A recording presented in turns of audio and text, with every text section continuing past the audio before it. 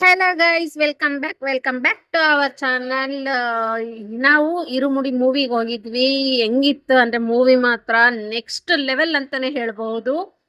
ಯಾಕಂದ್ರೆ ತುಂಬಾ ಎಮೋಷನಲ್, ತುಂಬಾ ಕಾಮಿಡಿನೂ ಇದೆ, ತುಂಬಾ ಎಮೋಷನಲ್ ಇದೆ, ತುಂಬಾ ಚೆನ್ನಾಗೂ ಇದೆ. And this is my daughter first movie. Super ಆಗಿದೆ. ಯಾರೆಲ್ಲ ಹೋಗಿ ನೋಡಿಲ್ಲ, ಹೋಗಿ ನೋಡಿ, ಒಂದ್ಸಲ ವಿಸಿಟ್ ಮಾಡಿ, ಮೂವಿನ ನೋಡಿ, ಎಂಜಾಯ್ ಮಾಡಿ.